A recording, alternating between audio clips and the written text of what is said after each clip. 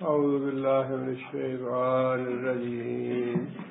بسم الله الرحمن الرحيم.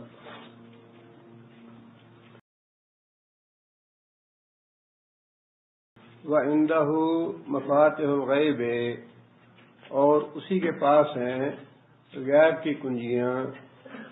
لا یعلمها الا هو، کوئی نہیں جانتا مگر وہ. وَيَعْلَمُ مَا فِي الْبَرِّ وَالْبَحْرِ، اور وہ جانتا ہے جو خشکی میں ہے اور جو سمندر میں ہے. وَمَا تَسْقُطُ مِنْ وَرَقَةٍ إِلَّا يَعْلَمُهَا، اور نہیں گرتا کوئی پتا إِلَّا يَعْلَمُهَا مگر وہ اسے جانتا ہے. وَلَا حَبَّةٍ، اور نہ ہی کوئی دانہ فی ظلمات الارض، زمین کی تاریکیوں میں. ولا رطب ولا یابس، اور نہ ہی کوئی تر چیز اور نہ ہی خشک چیز ایسی ہے. الا فی کتاب مبین، مگر وہ کتاب مبین میں موجود ہے. پچھلی آیتوں میں اللہ تعالیٰ نے اس بات کی تردید فرمائی تھی کہ رسول کا انکار کرنے والوں پہ عذاب کیوں نہیں آتا یا کب آئے گا.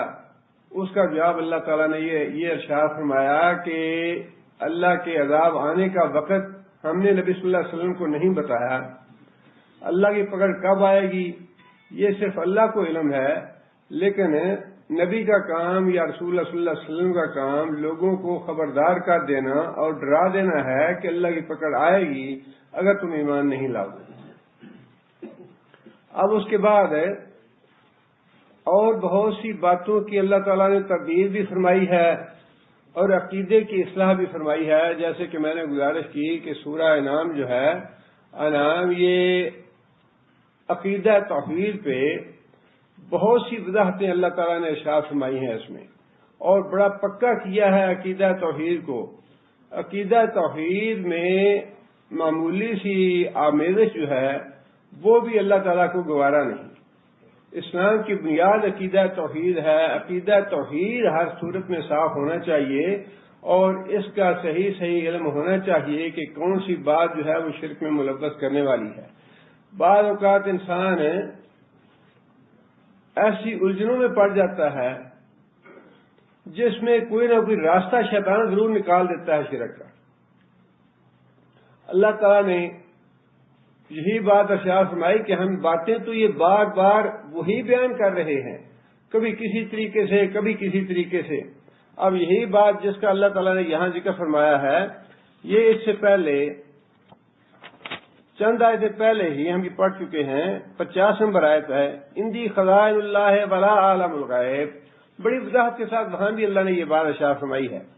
اندی قل لا اقول لکم، اے محمد صلی اللہ علیہ وسلم آپ انہیں کہیے، لا اقول، میں یہ نہیں کہتا، لکم تمہیں، اندی خزائن اللہ کہ میرے ہاتھ میں اللہ کے خزانے ہیں، ولا عالم الغیب، اور نہ ہی میں اس بات کا دعویٰ کرتا ہوں کہ میرے پاس غیب ہے.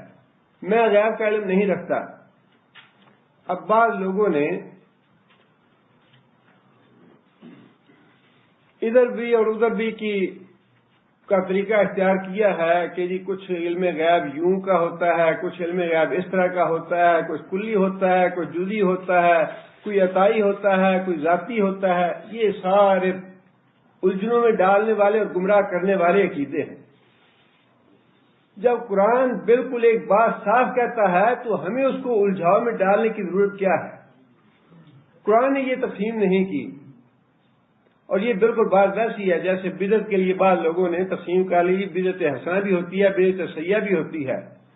جبکہ اللہ کے رسول نے کیا فرمایا، کلو بدعت ضلالہ، ساری گمراہیاں جو ہیں یہ بدعت جو ہے، ہر طرح کی بدعت وہ گمراہی ہے. یہاں بھی معاملہ وہی ہے کہ یہ جو تقسیم کی ہے بعض علماء نے کہ جو غیب کا عقیدہ رکھنے والے ہیں وہ بھی خوش رہیں اور جو غیب کی نفی کرنے والے ہیں وہ بھی خوش رہیں. ہاں جی، حضرت صاحب نے بڑی عقل مندی کی بات کی ہے، بڑی دور کی کوڑی لائے ہیں. یہ بھی ٹھیک ہے، وہ بھی ٹھیک ہے، یہ گروہ بھی ٹھیک ہے، وہ گروہ بھی ٹھیک ہے، باتیں دونوں کی ٹھیک ہیں. غلط تو پھر قرآن ہوا نا. باتیں دونوں گروہوں کی ٹھیک ہیں، غیب کا دعویٰ کرنے والے بھی ٹھیک ہیں اور غیب کی نفی کرنے والے بھی ٹھیک ہیں۔ غلط تو قرآن ہوا جو کہتا ہے جس نے مکمل طور پہ نفی کر دی۔ اے محمد صلی اللہ علیہ وسلم آپ ان کو کہیے لا عالم الغیب، میں غیب نہیں جانتا۔ اب جو باتیں رسول اللہ صلی اللہ علیہ وسلم کو اللہ تعالیٰ نے وحی کے ذریعے بتا دیں یا دکھا دیں،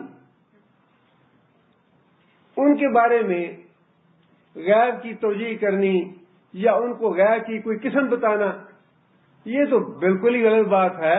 ایک ڈاکٹر ہے، آپریشن کر کے سب کچھ دیکھ لیتا ہے بدن کے اندر کیا کچھ ہے، یہ دل ہے، یہ جگر ہے، یہ پھیپھڑے ہیں، یہ ہے وہ ہے۔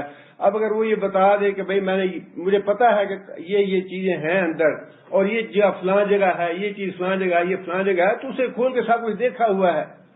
اب اللہ کے رسول کو اللہ تعالیٰ نے جنت بھی دکھا دی، جہنم بھی دکھا دی، قبر کے اندر جو کچھ ہوتا ہے سب کچھ دکھا دیا، حتیٰ کہ اللہ کے رسول نے خود یہ بتلایا، یہ ارشاد فرمایا کہ جو کچھ میں دیکھتا ہوں، جو کچھ مجھے اللہ نے دکھا دیا، اگر تم لوگ دیکھ لو تو تم بستیاں چھوڑ دو، اپنے گھر چھوڑ دو، اپنے بیوی بچے کو چھوڑ کے جنگلوں میں بھاگ جاؤ۔ فرمایا کہ مجھے اللہ نے دکھا دیا ہے سب کچھ۔ اب جب ایک چیز دکھا دی اللہ تعالیٰ نے تو پھر اس کو علم غیب کا دعویٰ بنا کے یہ تقسیم کرنے کی کیا ضرورت ہے کہ ہاں یہ کچھ غیب کی چیزیں ہیں جنہیں اللہ تعالیٰ نے رسول اللہ صلی اللہ علیہ وسلم جانتے تھے، لیکن وہ غیب جو تھا وہ جزئی تھا، کلی نہیں تھا، یا وہ غیب عطائی تھا، وہ ذاتی نہیں تھا۔ جب قرآن مجید مکمل طور پہ ایک چیز کی نفی کر رہا ہے تو عقیدہ صحیح یہی ہے کہ جو کچھ قرآن فرماتا ہے اس پہ ایمان لایا جائے اور وہی عقیدہ بنایا جائے اپنا، اس میں سوراخ نہ نکالے جائیں، اس میں دراڑیں نہ نکالی جائیں، اس میں گمراہی کے راستے نہ نکالے جائیں۔ لا عالم الغیب، اے محمد صلی اللہ علیہ وسلم آپ انہیں کہیے کہ مجھے غیب کا علم نہیں ہے۔ بڑی واضح بات ہے، اور چونکہ اللہ کے رسول تھے اور وحی کے ذریعے تعلق تھا اللہ تعالیٰ کا رسول اللہ صلی اللہ علیہ وسلم کے ساتھ، لہذا جو چیزیں دکھا رہی وہ بھی وحی نہیں ہے، اور جو چیزیں وحی کے ذریعے نبی صلی اللہ علیہ وسلم کو بتا رہی وہ بھی علم غیب نہیں۔ بعض چیزیں اللہ تعالیٰ نے رسول اللہ صلی اللہ علیہ وسلم کو علم غیب کے ذریعے وحی کے ذریعے بتائی تھیں۔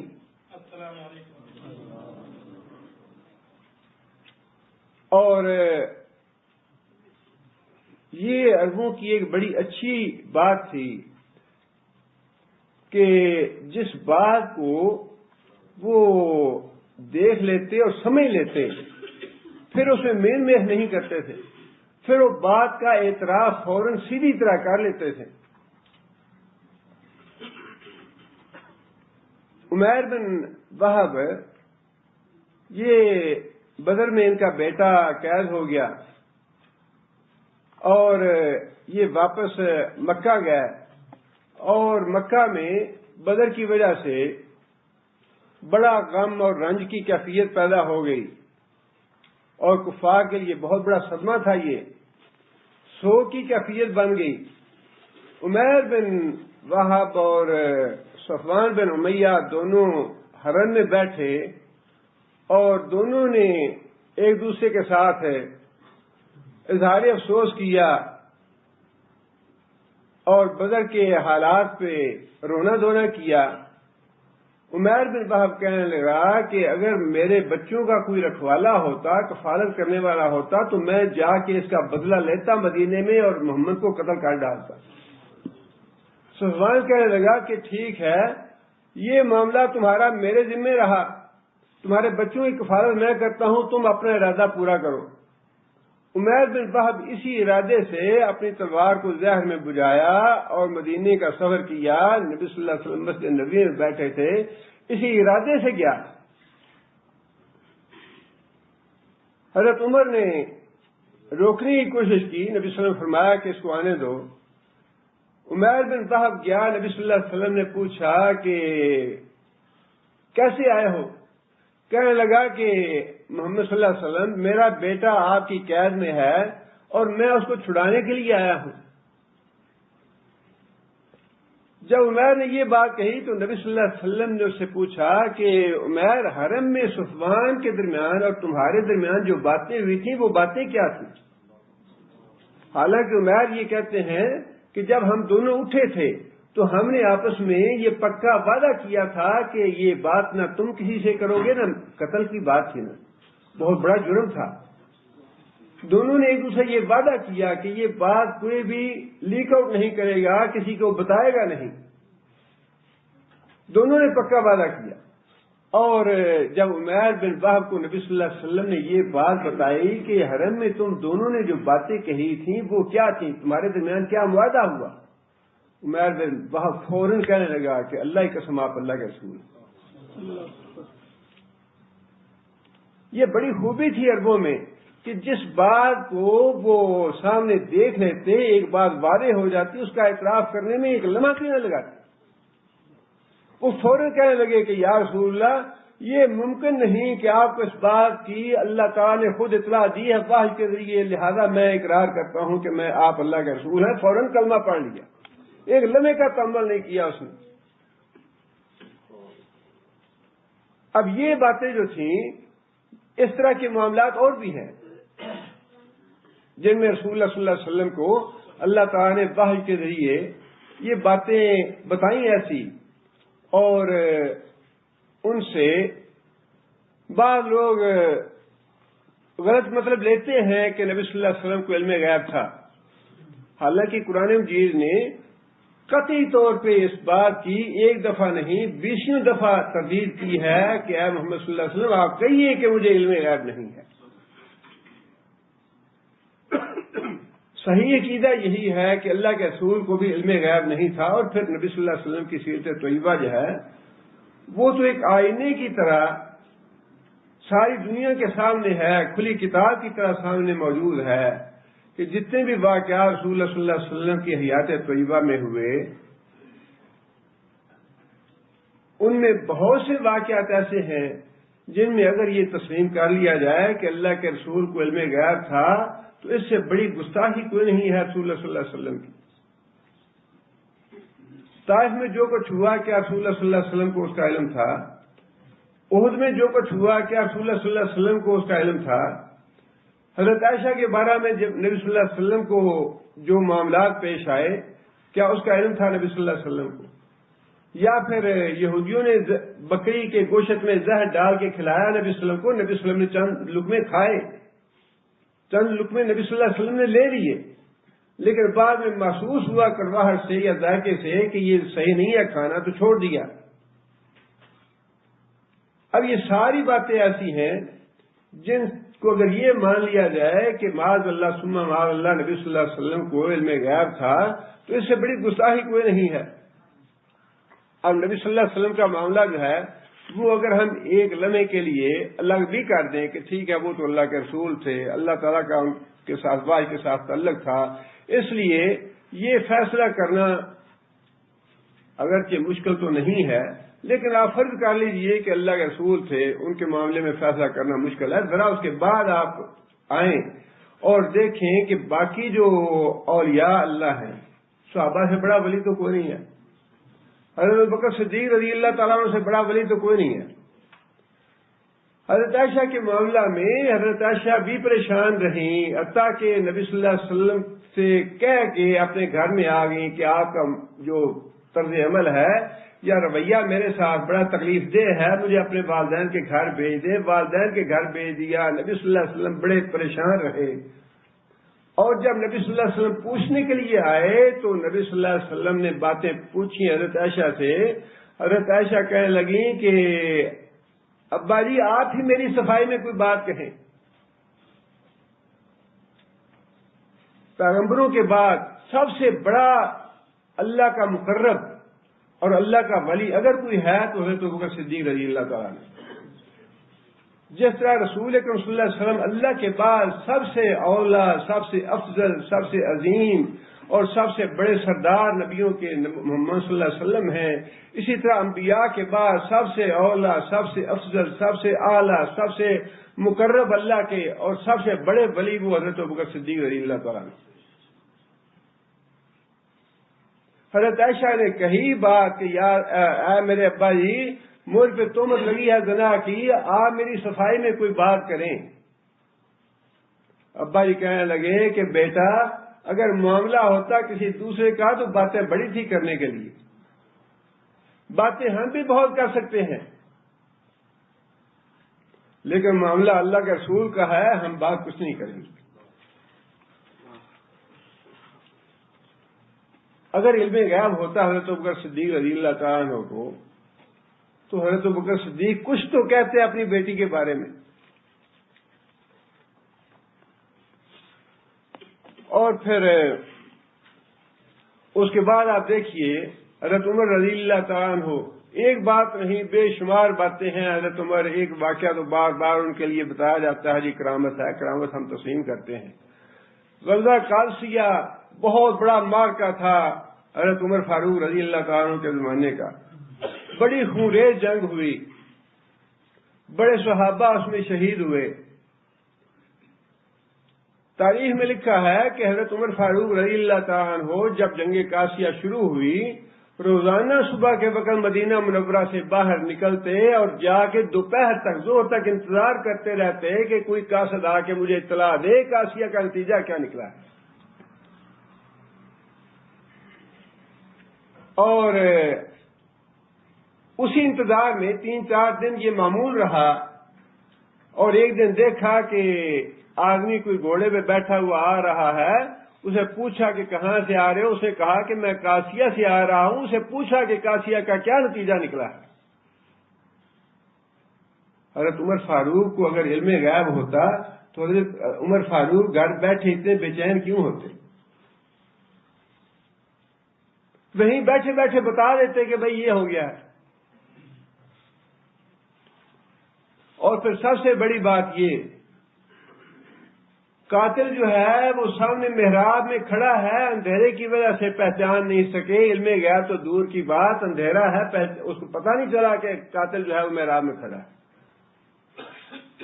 علم غیب تو دور کی بات، بشری تقاضا ہے کہ انسان اندھیرے میں دیکھ نہیں سکتا، بشر تھے حضرت عمر فاروق بھی،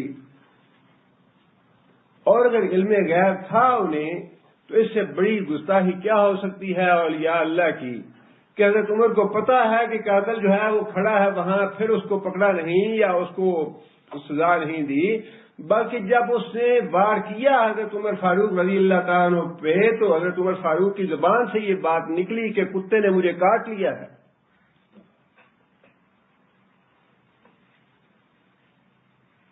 اور پھر آگے حضرت عثمان رضی اللہ تعالیٰ عنہ کی شہادت دیکھ لیجئے، اور پھر آگے حضرت علی رضی اللہ تعالیٰ جن کو سید الاولیاء ہم بھی کہتے ہیں، سید الاولیاء ہے، بڑا مرتبہ ہے ان کا، نبی صلی اللہ علیہ وسلم کے داماد ہیں، اہل بیت میں سے ہونے کا اعزاز اللہ کے رسول نے عطا فرمایا ان کو۔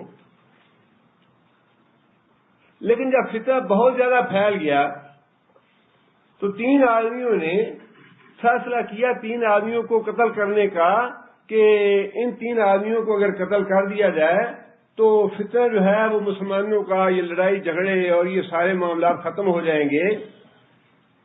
اور تینوں آدمیوں نے عہد کیا کہ ہم ایک ہی وقت میں ان تینوں آدمیوں کو قتل کریں گے، ایک ہی دن میں اور ایک ہی وقت میں 3 آدمیوں کو قتل کریں گے۔ حضرت علی رضی اللہ تعالیٰ عنہ کے بارے میں عبد الرحمن بن ملجم تھا، اس نے کہا کہ میں کوفے میں حضرت علی کو فجر کی نماز کے وقت جائے قتل کروں گا، شہید کروں گا۔ اور اسی طرح عمر بن عاص کے بارے میں بھی دوسرے آدمی نے کہا کہ میں مصر میں جا کے اسی دن اسی وقت میں انہیں قتل کروں گا۔ اور حضرت امیر معاویہ رضی اللہ تعالیٰ عنہ کے بارے میں تیسرے آدمی نے یہ عہد کیا کہ میں شام میں جا کے فجر کی نماز کے بعد فلاں دن انہیں قتل کروں گا۔ تینوں آدمیوں نے یہ معاہدہ کیا۔ اب حضرت علی آج کل تو اللہ تعالیٰ معاف کرے، پتہ نہیں یہ لائن جو ہے یہ کہاں سے ٹیڑھی ہوئی اور فتنہ کہاں سے پھیلا۔ آج کل تو یہ زبان زد عام ہے، یا علی جانے، مولا علی جانے، یعنی ہر چیز مولا علی جانتا ہے، بس صرف اپنی شہادت کا پتہ نہیں چلا، یا جس آدمی نے قتل کرنے کے معاہدے کیے، جن لوگوں نے یا جنہوں نے فیصلہ کیا کہ ہم قتل کریں گے، اس کا تو پتہ نہیں چلا۔ حضرت علی رضی اللہ تعالیٰ پہ حملہ کیا اس نے، عبد الرحمن بن ملجم نے، اور حضرت علی ان تینوں آدمیوں میں سے باقی دونوں ناکام ہو گئے اور حضرت علی کو قتل کرنے والا ہی کامیاب ہوا۔ اب آپ اندازہ لگائیے کہ یہ علم غیب والی بات جو ہے ٹھیک ہے، نبی صلی اللہ علیہ وسلم کے بارے میں آپ چھوڑ دیجئے کہ اللہ کے رسول تھے اور بعض باتیں جو ہیں ٹھیک ہے ایسی ہیں جو وحی کے ذریعے بتائی گئیں یا نبی صلی اللہ علیہ وسلم کو دکھائی گئیں، لیکن دھوکہ دیا جا سکتا ہے ان کی وجہ سے عوام کو یا جاہل لوگوں کو۔ لیکن نبی صلی اللہ علیہ وسلم کے بعد تو وحی کا سلسلہ ختم ہو گیا، اور جو غیب کی نشانیاں تھیں وہ دکھانے کا سلسلہ بھی ختم ہو گیا۔ اس کے بعد کی جتنی بھی مثالیں ہیں وہ ساری آپ حضرت حسین رضی اللہ تعالیٰ عنہ رضی اللہ تعالیٰ عنہ کے بارے میں لوگوں نے بار بار مدینہ سے مکہ سے نکلتے ہوئے کہا، حضرت عبداللہ بن عباس نے کہا، دوسرے جو بھی خیر خواہ اور ہمدرد تھے انہوں نے روکا حضرت امام حضرت حسین رضی اللہ تعالیٰ عنہ کو کہ آپ کوفہ نہ جائیں۔ فرمانے لگے نہیں، میں ایک بات طے کر چکا ہوں، میں جانا چاہتا ہوں۔ اب اگر حضرت حسین رضی اللہ تعالیٰ عنہ کو اس بات کا پتہ تھا کہ مجھے میرے ساتھیوں سمیت سب کو شہید کر دیا جائے گا، تو اس کا مطلب یہ ہے کہ یہ سارا اللہ تعالیٰ معاف کرے ڈرامہ کیا حضرت حسین رضی اللہ تعالیٰ عنہ نے۔ یہ اتنی بڑی گستاخی ہے علماء اولیاء کے بارے میں، صحابہ کرام کے بارے میں یا انبیاء کے بارے میں، جس کی بار بار قرآن نے تردید کی ہے کہ ان کے پاس علم غیب نہیں تھا۔ اور اس کی وجہ یہ ہے کہ جب یہ آدمی تسلیم کر لے کہ اس کے پاس علم غیب ہے تو یہ بہت بڑا دروازہ شرک کا کھل جاتا ہے۔ وہ آپ کی زندگی کا مالک بن گیا، وہ آپ کی موت کا مالک بن گیا، وہ آپ کی بیماری کا مالک بن گیا، وہ آپ کی صحت کا مالک بن گیا، وہ آپ کی اولاد کا مالک بن گیا، وہ آپ کے نقصان کا مالک بن گیا، وہ آپ کے نفع کا مالک بن گیا، جس کے پاس علم غیب ہے۔ دوسری جگہ پہ یہی بات اللہ تعالیٰ نے نبی صلی اللہ علیہ وسلم کی زبان مبارک سے اس انداز سے نکلوائی کہ آپ محمد صلی اللہ علیہ وسلم آپ نے کہیے لو کنت اعلم الغیب لاستکثرت من الخیر وما مسنی السوء، کہ اگر میرے پاس علم غیب ہوتا تو میں بڑے نفع حاصل کر لیتا اور مجھے کوئی تکلیف کبھی نہ پہنچتی، میں طائف بھی نہ جاتا، میں غزوہ احد میں نہ جاتا، مجھے عائشہ کا صدمہ بھی نہ سہنا پڑتا، مجھے قرا کے صدمے بھی نہ سہنے پڑتے، یہ سارے نقصان ہوئے میرے، اس کی وجہ یہ تھی کہ میرے پاس علم غیب نہیں۔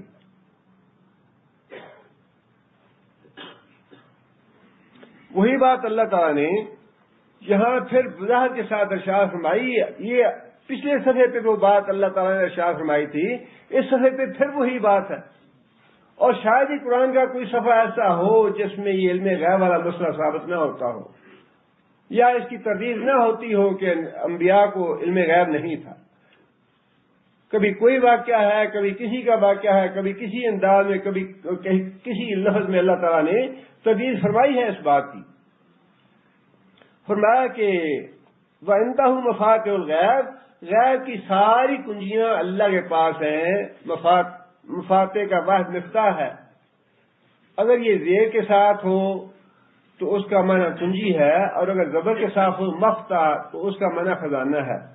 دونوں حساب سے معنی یا مفہوم ایک ہی بنتا ہے کہ غیب کے خزانے اللہ کے پاس ہیں یا غیب کی کنجی اللہ کے پاس ہے۔ لا یعلمها الا هو، کتنی وضاحت کے ساتھ فرما دیا لا الہ الا ہو۔ جس طرح یہ کلمہ ہے نا، لا الہ، کوئی معبود ہے ہی نہیں، الا ہوا، مگر بس وہی ایک ہے، اس کے علاوہ کوئی بھی نہیں ہے۔ نہ محمد صلی اللہ علیہ وسلم الہ ہے، نہ ابوبکر الہ ہے، نہ عبد القادر جیلانی الہ ہے، نہ علی حجویری الہ ہے۔ لا الہ، کوئی الہ نہیں۔ لا یعلمها، کوئی نہیں جانتا۔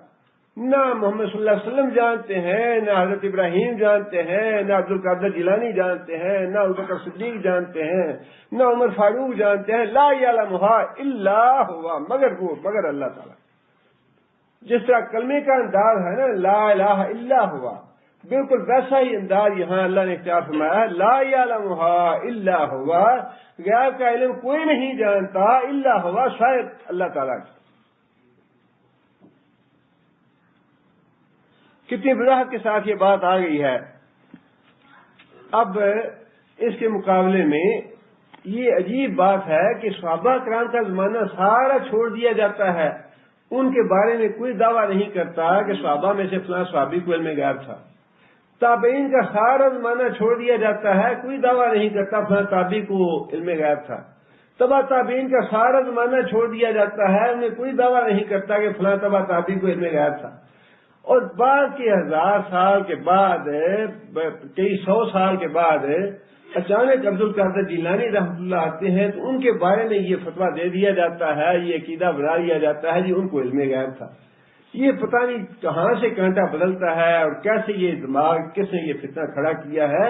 نہ صحابہ میں سے کسی کے بارے میں یہ دعویٰ کیا جاتا ہے، ان کے فضائل میں کہیں نہیں لکھا. یہ جو فضائل اولیاء لکھتے ہیں، قصص الاولیاء لکھتے ہیں کتابیں، ان میں سے کسی نے انبیاء کے بارے میں کوئی ایسی بات نہیں کری.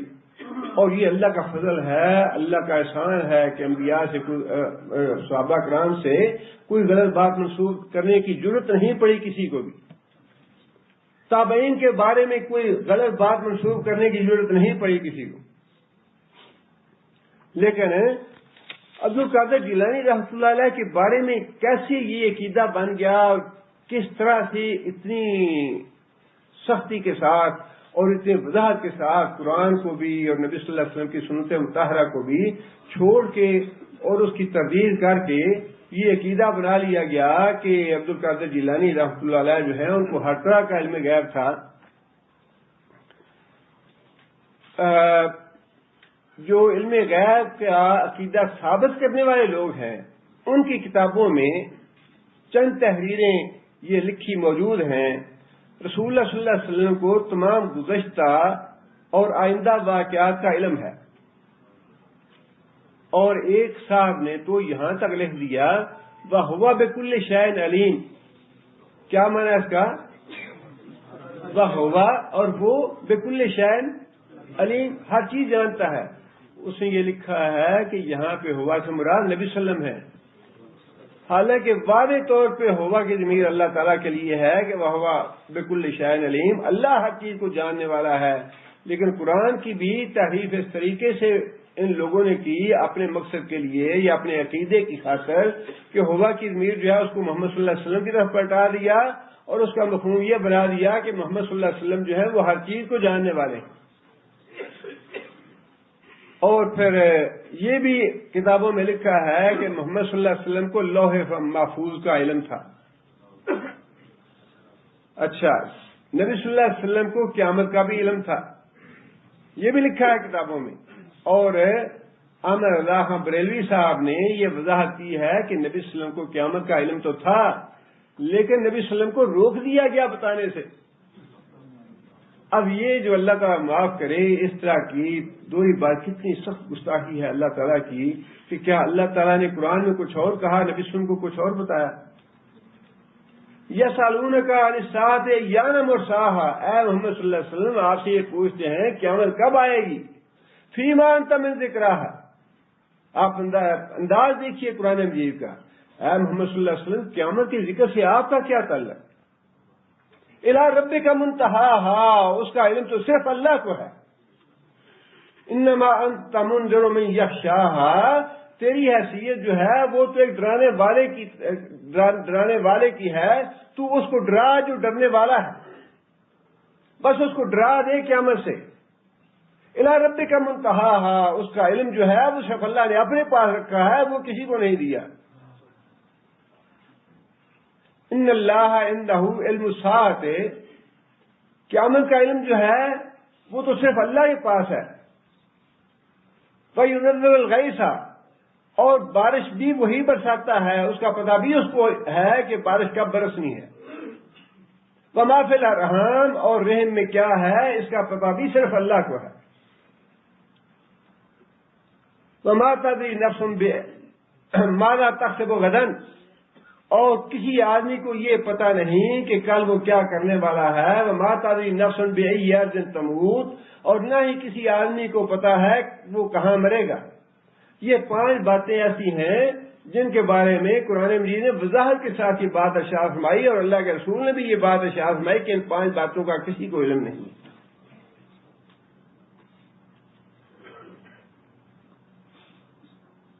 قیامت کب آئے گی؟ نبی صلی اللہ علیہ وسلم سے واضح طور پہ صحابی نے پوچھا یا رسول اللہ قیامت کب آئے گی؟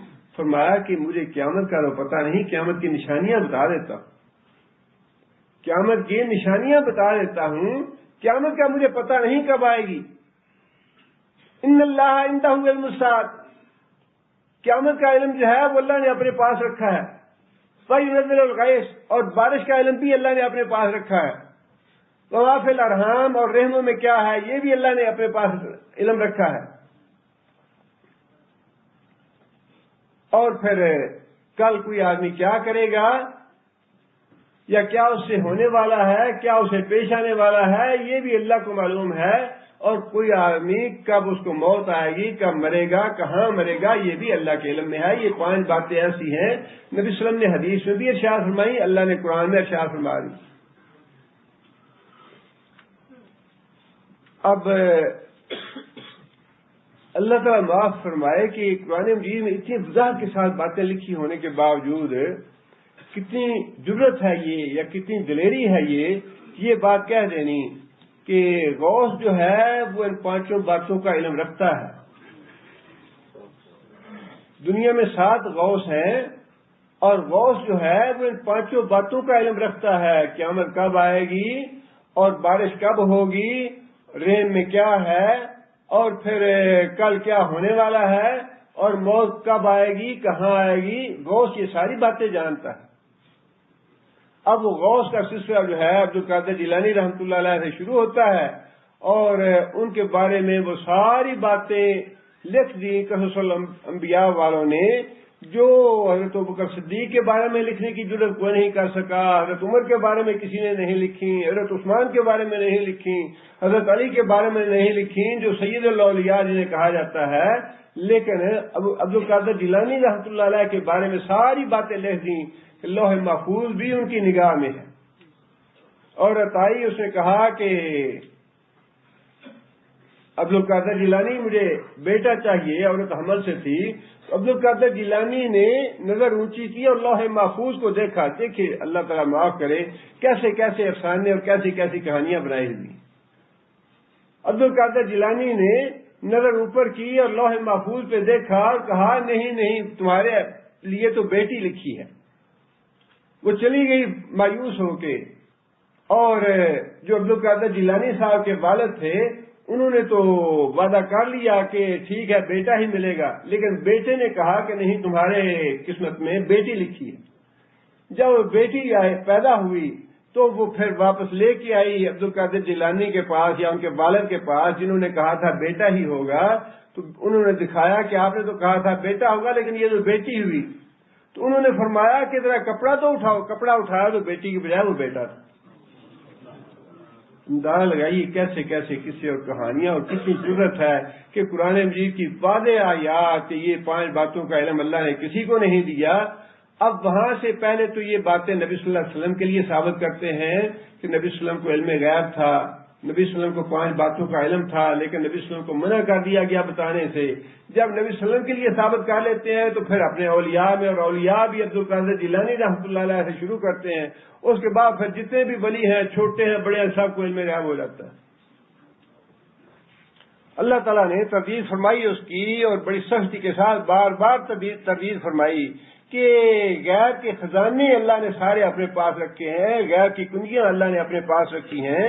لا یا دیکھیں نا، بات تو یہاں بھی مکمل ہو جاتی تھی. وَعِندَهُ مَفَاتِحُ الْغَیْبِ، بات تو یہاں بھی مکمل ہے. اگلا فقرہ یا اگلا حصہ آیت کا نہ بھی ہوتا تب بھی بات مکمل تھی، نہ مکمل نہیں تھی. لیکن اللہ تعالیٰ نے مزید اس کی وضاحت کی، بات کو پھر پکا کیا. لا یعلمها الا هو، یہ بات یاد رکھو کہ غیب جو ہے اللہ کے علاوہ کوئی نہیں جانتا، نہ کوئی نبی نہ ولی. وَيَعْلَمُ مَا فِي الْبَرِّ وَالْبَحْرِ، اور وہی جانتا ہے جو کچھ خشکی میں ہے اور جو کچھ سمندروں میں ہے، پانیوں میں ہے. اب یہ بظاہر تو ایک ہی فکرہ ہے، لیکن اللہ تعالیٰ کی 2 جو صفات ہیں اتنی جامع ہیں، اتنی جامع ہیں، انسان کا ان پہ اگر پکا ایمان ہو جائے تو توحید انسان کی جاتی نہیں. ایک انسان اللہ تعالیٰ کا علم یہ صرف اگر انسان تسلیم کر لے سچے دل کے ساتھ کہ علم صرف اللہ کے پاس ہے ہر چیز کا، ایسی علیم ذات دنیا میں پیدا نہیں فرمائی اللہ نے. فرمایا کہ بر میں جو کچھ ہے اس کا علم اللہ کو ہے. اب ذرا آپ اس کی تفصیل میں جائیں کہ بر میں کیا کچھ ہے. اربا ارب اور خربا خرب انسان ہیں اور یک وقت اللہ تعالیٰ ان کے سارے حالات کو جانتے ہیں، ان کی ضرورتوں کو جانتے ہیں، ان کی پیدائش کو، ان کی موت کو، ان کی اولاد کو، ان کی روزی کو، اس کی عمر کو، اس کی تقدیر کو، اس کا جو کچھ بھی ہے. ہر آدمی خربا خرب انسان ہے اور ہر آدمی کے اللہ. اور پھر اللہ تعالیٰ نے جو جو فیصلے کر رکھے ہیں وہ فیصلے کرنے میں خرب انسانوں میں اللہ کو کوئی غلطی نہیں لگتی. لا یضل ربی ولا ینسا. بندوں کی اس تقسیم میں، اس علم میں، یا بندوں کے ان کو حقوق دینے میں، بندوں کی ضروریات پوری کرنے میں، بندوں کے معاملات جاننے میں اللہ کو کہیں کوئی غلطی نہیں لگتی. نہ اللہ سے بھول چوک لگتی. انسان ہی نہیں، جنات بھی ہیں، وہ بھی خرب کی تعداد میں ہیں، ان کے بھی سارے حالات جانتے ہیں اللہ تعالیٰ. اور پھر اسی خشکی پہ کتنے چرندے ہیں، کتنے پرندے ہیں، کتنے درندے ہیں، جنگل کے جانور ہیں، وہ سارے ان کے حالات اللہ جانتے ہیں. اور پھر جانداروں کے علاوہ جو غیر جاندار مخلوق ہے وہ بھی بر میں شامل ہے. اشجار ہیں، حجر ہیں، پہاڑ ہیں، پتھر ہیں، سمندر ہیں، خود مٹی ہے، ریت ہے، جو کچھ بھی ہے اس خشکی میں اللہ تعالیٰ ایک ایک چیز سے آگاہ ہے. اور کون آدمی ایسا ہو سکتا ہے جس کو اللہ نے پیدا کیا ہو اور وہ اتنے آدمیوں کے حالات سے آگاہ ہونا تو بڑی دور کی بات ہے، بڑی دور کی بات ہے. ایک باپ ہے، اس کے 4 یا 5 بیٹے ہیں، ان 5 بیٹوں کو، 6 بیٹوں کو یا 7 بیٹوں کے حالات سارے جاننا، ان سے آگاہ ہونا اور ان کی تعلیم و تربیت کرنا، ان کے معاملات کو اپنے ہاتھ میں رکھنا، یہ ناممکن ہے، بالکل ناممکن ہے.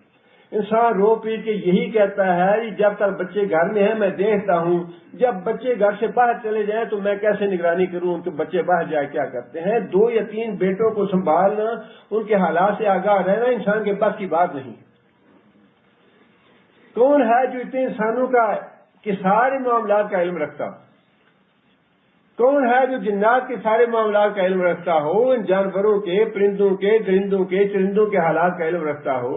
اور پھر خشکی میں فرمایا کہ جو کچھ بھی خشکی میں ہے، جس کا بھی آپ تصور کر سکتے ہیں، وہ سارے اللہ کے علم میں. اور پھر فرمایا کہ سمندروں میں، پانیوں میں جو کچھ بھی ہے، حتیٰ کہ ایک سمندر ہے ٹھاٹھے مارتا ہوا، بڑی بڑی موجیں ہیں اس کی، اللہ کو یہ پتا ہے کہ اس کے قطرے کتنے ہیں، قطروں کی تعداد اللہ جانتے ہیں، ریت کے ذرات کی تعداد اللہ جانتے ہیں. غبار اڑتا ہے تو اس غبار کے ذرات اللہ جانتے ہیں. وہ ایٹم جسے ہم کہتے ہیں کہ یہ ڈیوائڈیبل نہیں ہے، وہ ایٹم جو ہے وہ بھی اللہ کو معلوم ہے کہ اس کی تعداد کتنی ہے. اللہ نے فرما دیا کہ میں خشکی کی ساری چیزوں کو جانتا ہوں اور سمندر کی ساری چیزوں کو جانتا ہوں. ہے کوئی اللہ کے مقابلے میں ایسا جو یہ دعویٰ کرے کہ اس کو خشکی کی ساری باتوں کا علم ہے، یا سمندر یا پانیوں کی چیزوں کا علم ہے اسے؟ آگے پھر فرمایا کہ وما تسقط من برکۃ الا یعلمها. وما تسقط، اور نہیں گرتا، من برکۃ، کوئی پتا درخت کا، الا یعلمها، مگر وہ اس کو جانتا ہے. صرف ایک ریاض کا اندازہ لگائیے کہ جو ان کا تشجیر کا محکمہ ہے اس کو بھی پتہ نہیں ہوگا کتنے درخت ہیں ریاض میں. اللہ نے یہ نہیں فرمایا کہ درختوں کا مجھے پتا ہے کہ کتنے درخت ہیں، 10 ارب ہیں، 100 ارب ہیں، یا 50 خرب ہیں. درختوں کا نہیں فرمایا، بلکہ فرمایا کہ درختوں میں سے ایک پتا بھی اگر کوئی گرتا ہے زمین پہ کسی بھی درخت کا تو میں اسے بھی جانتا ہوں. اور پھر بات صرف اتنی نہیں ہے کہ اللہ ایک پتے کو جانتے ہیں، گرنے کو جانتے ہیں، بلکہ پتا گرتا کب ہے؟ جب اس کی زندگی پوری ہو جاتی ہے، زرد ہو جاتا ہے، خشک ہو جاتا ہے، تبھی گرتا ہے. اس کی حیات جو ہے پوری ہو جاتی ہے، جس کا مطلب یہ ہے پتے کی پیدائش سے لے کر پتے کی موت تک جتنے بھی مراحل ہیں وہ سارے کے سارے اللہ تعالیٰ ایک ایک پتے کے مراحل کو جانتے ہیں. جتنے بھی پتے ہیں درختوں کے ساتھ لگے ہوئے، ان سارے پتوں کو پتے کے نکلنے سے لے کر پتے کے گرنے تک جو بھی حالات ہیں اس پتے کا جب شگوفہ نکلتا ہے چھوٹا سا، پھر بڑا ہوتا ہے، پھر اس پہ جوانی کی بہار آتی ہے، پھر اس کے اوپر لکیریں آتی ہیں، پھر اس کے اوپر رنگ آتے ہیں، پھر وہ اپنی عمر کو پہنچتا ہے، زرد ہو جاتا ہے، خشک ہو جاتا ہے، گر پڑتا ہے. یہ سارے مراحل اللہ فرماتے ہیں کہ ایک ایک پتے کے میں جانتا ہوں. ایک ایک پتے کے. حضرت صاحب سے ذرا کہیں کسی ایک درخت کے پتے گن کے دکھا دیں ہمیں. جو علم غیب جانتے ہیں ہمارے حضرت صاحب ہیں، اگر کوئی دنیا میں ایسے پوری دنیا میں چھان لیں، سارے درختوں کی بات تو چھوڑیں، کسی ایک درخت کے نیچے کھڑے ہو کے اس درخت کے پتوں کی تعداد ہی بتا دیں تو ہم مان لیں گے باقی حضرت صاحب کا علم بہت وسیع ہے. کسی انسان میں یہ طاقت نہیں ہے کہ کسی ایک درخت کے پتوں کی تعداد کو ہی جان لے. کجا یہ کہ جس دن سے وہ پتا پیدا ہوا اور پتے پہ کیا کیا ادوار آئے، پتے پہ کتنی لائنیں لگی ہوئی ہیں، پتے پہ کتنے نقش و نگار ہیں، پتے کو خوبصورتی کتنی ہے، اس کو کاٹ چھانٹ کیسے کی ہے، اس پہ کون کون سے رنگ آتے ہیں، کون کون سا ذائقہ بنتا ہے اس کا، یہ ساری باتیں اس کی پیدائش سے لے کر اس کے گرنے تک اللہ فرماتے ہیں کہ میں جانتا ہوں. اور یہ قرآن مجید کی آیت ہے، کوئی قصے کہانی کی بات نہیں ہے یا کسی انسان کی لکھی ہوئی بات نہیں ہے، یہ اللہ تعالیٰ کی ارشاد فرمائی ہوئی بات ہے کہ پوری دنیا میں جتنے بھی درخت ہیں، ذرا تصور کیجئے کہ محکمہ اشجار کو بھی پتہ نہیں ہوگا کتنے درخت ہیں. اللہ فرماتا ہے کہ مجھے پتہ ہے کتنے درخت لگائے ہیں تم، کتنے درخت اللہ نے لگائے ہیں، کتنے درخت اللہ نے اگائے ہیں، اللہ کو وہ بھی پتہ ہے، اور کتنے درخت تم نے لگائے ہیں وہ بھی پتہ ہے. اور ایک ایک درخت پہ کتنے پتے لگے ہیں، ان پتوں کی پیدائش سے لے کر ان پتوں کی موت تک جو کچھ بھی ان کے ساتھ ہوا، ایک ایک پتے کے حال میں جانتا ہوں. قرآن مجید کی آیتوں پہ ذرا غور کیجیے. الم نجعل لہ عینین، الم نجعل لہ عینین، کیا ہم نے انسان کو آنکھیں نہیں دی؟ لہم تو نہیں فرمایا اللہ نے جس میں ساری مخلوق آ جائے. لہو اس لیے فرمایا کہ ایک ایک آدمی جو ہے نا، اس کی آنکھ کے بارے میں میں جانتا ہوں کہ جو آنکھ میں نے اس کو دی ہے یہ کیسی آنکھ ہے، اس کی بینائی کتنی ہے، اس میں صحت کتنی ہے، اس میں بیماری کتنی ہے، یہ کتنی دیر تک چلے گی، یہ کتنی دیر کے بعد بند ہو جائے گی. الم نجعل لہ عینین، کیا ایک بندے کو جو میں نے آنکھیں دی کیا جانتا نہیں کہ وہ میں نے دی ہیں اس کو؟ الم نجعل لہم نہیں فرمایا کہ اکٹھا، ہاں جی ایک نظام بنا دیا اللہ نے، ایک سانچہ بنا دیا اللہ نے، ایک اصول بنا دیا. اب اصول بنانے کے بعد اللہ تو فارغ ہو کے الگ ہو گیا، اب اس اصول کے ساتھ سب کچھ ہوتا چلا جا رہا ہے، اپنے آپ ہوتا چلا جا رہا ہے. یہ اپنے آپ نہیں ہو رہا. اللہ فرماتے ہیں کہ جب میں تمہیں پیدا کرتا ہوں لہو، اس کو میں دیتا ہوں سارا کچھ، اور اگر نہیں دیتا تب بھی میں نہیں دیتا. اس کو اندھا پیدا کرنا ہے تو میں اس کو اندھا پیدا کرتا ہوں، اگر بینا پیدا کرنا ہے تو میں اس کو بینا پیدا کرتا ہوں، اگر اس کو ایک آنکھ دینی ہے تب بھی میں دیتا ہوں، دو دینی ہے تب بھی میں دیتا ہوں. فرمایا کہ پتا جو ہے اپنی پیدائش سے لے کر موت تک، گرنے تک جتنے بھی اس کے حالات ہیں وہ سارے کے سارے میں جانتا ہوں. اور آپ انداز لگیے فضا میں یک وقت کتنے پتے گرتے ہیں ایک درخت سے، یا بعض اوقات پتے خشک ہیں درخت پہ، آپ اس کو چھڑی ماریں یک وقت سینکڑوں پتے گرتے ہیں. اللہ فرماتے ہیں کہ میں سب کو جانتا ہوں کہ اس درخت سے کتنے پتے گرے. اب اس سے زیادہ وضاحت اللہ کتنی بتائیں ہمیں، اس سے زیادہ وضاحت اور کتنی کی جائے. اگر اتنی وضاحت کے ساتھ بھی عقل نہ آئے تو جو جہنم میں جانا چاہتا ہے بڑی خوشی سے جائے.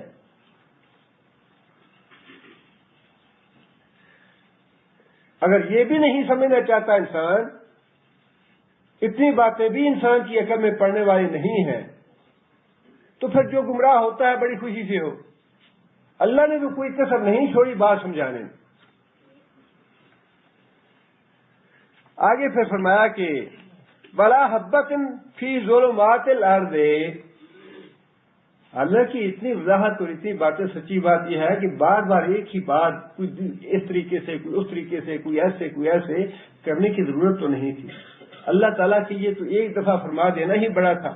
اللہ کی ذات ہے وہ، اللہ خالق ہے، اللہ مالک ہے، اللہ رازق ہے، اللہ بادشاہ ہے، اللہ حاکم ہے، لیکن اللہ تعالیٰ نے ایسے عجیب طریقے سے باتیں سمجھائی ہیں اور محسوس کروائی ہیں کہ قیامت کے دن اللہ نے فرمایا قرآن مجید میں، قیامت کے دن جب سزا دی جائے گی لوگوں کو بولنے کی طاقت نہیں رہے گی، کوئی بہانہ نہیں کر سکے گا، کوئی آگے سے بول نہیں سکے گا کہ یا اللہ ہمیں تو سمجھ نہیں آئی، یا اللہ ہمیں تو بتایا نہیں کسی نے، یا اللہ یہ بات واضح نہیں ہوئی تھی، یا یہ بات جو ہے وہ بڑی گنجلک تھی یا بڑی الجھی ہوئی بات تھی۔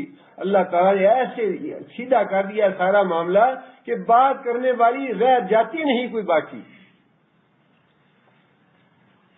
فرمایا کہ کوئی ایک حبہ، ایک دانہ، وہ دانہ جو ہے خواہ جو کا ہو یا چاول کا ہو یا گندم کا ہو یا کوئی بھی دانہ ہے، فرمایا کہ زمین میں کوئی دانہ ایسا نہیں ہے۔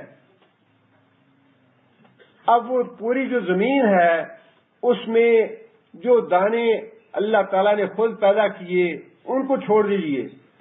ایک کسان ایک کھیت میں جو دانے ڈالتا ہے اس کسان کو کہیے کہ وہ دانے جو ہے جو تم ڈالتے ہو ذرا گن کے ڈالو، کتنے دانے ڈالتے ہو زمین میں؟ وہ کہے گا جاؤ بیوقوف آدمی، میرے پاس آئے تھے، اگر یہ میں کام کروں مجھے اپنا کام کرنے دو، میں نے اپنا کام کرنا ہے، بغیر کیوں ضائع کروں؟ جو دانے بیج بوتا ہے اپنے کھیت میں اس کی استطاعت نہیں ہے کہ وہ اپنے دانے گن کے اپنے کھیت میں ڈال سکے کہ اتنے میں نے دانے کھیت میں ڈالے۔ اللہ نے دعویٰ فرمایا ہے کہ ایک کھیت کی بات نہیں، 10 کھیتوں کی بات نہیں، 50 کھیتوں کی بات نہیں کر رہا، ایک ملک کے کھیتوں کی بات نہیں کر رہا، 2 ملکوں کے کھیتوں کی بات نہیں کر رہا۔ اللہ فرماتے ہیں کہ ساری دنیا کی جو زمین ہے اس میں جو چھوٹے سے چھوٹا یا بڑے سے بڑا دانہ، اور وہ بھی فرمایا کہ زمین کی تاریکیوں میں، زمین کی تاریکیوں میں تہ بتہ تاریکی سے تاریکی ہے، تہ بتہ تاریکیاں ہیں۔ فرمایا کہ زمین کی تاریخ سے تاریک جو جگہ ہے اس میں بھی جو حبہ ہے موجود، خواہ وہ ایک رائی کا حبہ کیوں نہ ہو، السی کا دانہ کیوں نہ ہو، گندم یا جو یا چاول کا دانہ کیوں نہ ہو، فرمایا کہ اس دانے کو بھی میں جانتا ہوں کہ کہاں وہ پڑا ہے، کہاں تک پڑا رہے گا، کب یہ ختم ہو جائے گا، یا اس سے کیا اگنا ہے، کیا اگانا ہے، کیا کرنا ہے، اس کو کب تک کرنا ہے۔ اللہ فرماتے ہیں کہ پوری دنیا میں جو دانے اگاتا ہوں وہ میں اگاتا ہوں، مجھے پتا ہے کہاں کہاں کون سا دانہ پڑا ہے، کون سی فصل اگانی ہے، کون سی برباد کرنی ہے، کون سی نہیں اگانی، کس سے باہر آنی ہے، کس سے باہر نہیں آنی، یہ ساری باتیں میرے علم میں ہیں۔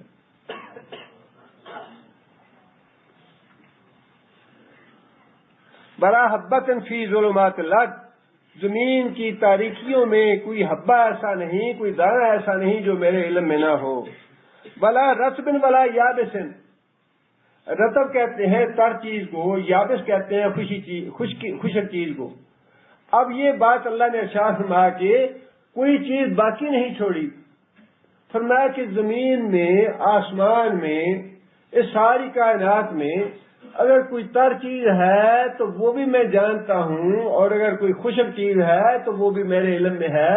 فلاں ملک میں پیٹرول کتنا ہے، فلاں جگہ تیل کتنا ہے، یہ ساری تر چیزیں ہیں، یا غلہ کتنا ہے، سبزی کتنی ہے، پھل پھول کتنا ہے، یہ ساری چیزیں میں جانتا ہوں۔ اور پھر فلاں زمین میں معدنیات کتنی ہے، سونا کتنا ہے، تانبا کتنا ہے، کلی کتنی ہے، لوہا کتنا ہے، یہ ساری چیزیں اللہ فرماتے ہیں کہ میرے علم میں ہیں۔ اب آپ خود اندازہ لگائیے کہ دنیا میں ہے کوئی ایسا آدمی جو یہ دعویٰ کرے، خواہ کتنا بڑے سے بڑا ولی کیوں نہ ہو، اپنی موت کا پتہ نہیں ہے، اپنی زندگی کا پتہ نہیں ہے، کل کا پتہ نہیں ہے، کل میرے ساتھ کیا ہونے والا ہے۔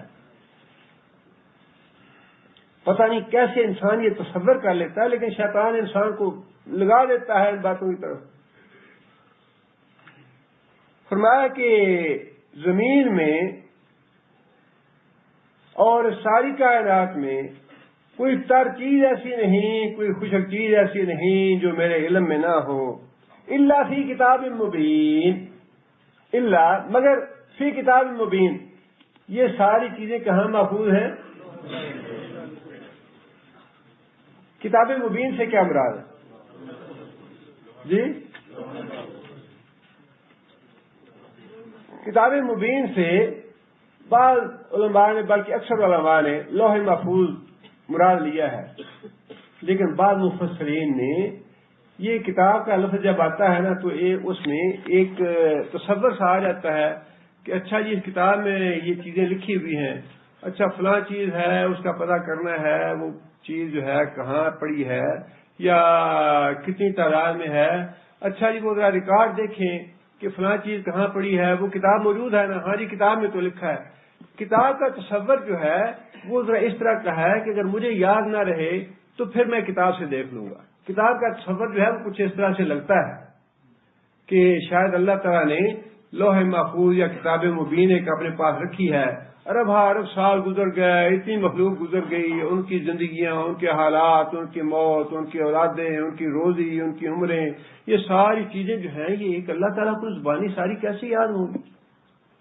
اور یہی جو عقیدہ ہے یا یہی جو تصور ہے محدود انسان کی محدود علم کا یا محدود ذہن کا، وہی گمراہ کرنے والا ہے کہ نہیں جی اس کے نیچے کتب بھی ہیں، اس کے نیچے نقیب بھی ہیں، اس کے نیچے ولی بھی ہیں، اس کے نیچے فلاں بھی ہے، فلاں بھی ہے، وہ اتنے دھیان رکھتا ہے، وہ اس کا انتظام کرتا ہے، وہ اس کا انتظام کرتا ہے۔ یہی جو عقیدہ ہے یہی تو اللہ نے صاف کیا ہے کہ یہ بات یاد رکھو، جس دن سے میں نے کائنات بنائی ہے اس دن سے لے کر قیامت تک ساری کی ساری چیزیں، سارے انسانوں کے معاملات مجھے کتابوں میں لکھنے کی ضرورت نہیں ہے، یہ میرے ذاتی حافظے میں موجود ہیں، اللہ کے ذاتی حافظے میں یہ موجود ہے، یہ کتاب لکھنے کی ضرورت نہیں ہے۔